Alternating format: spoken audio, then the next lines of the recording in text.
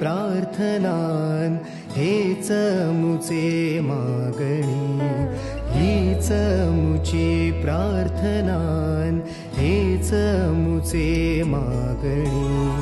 माणसाने माणसाशी माणसासम वागणे,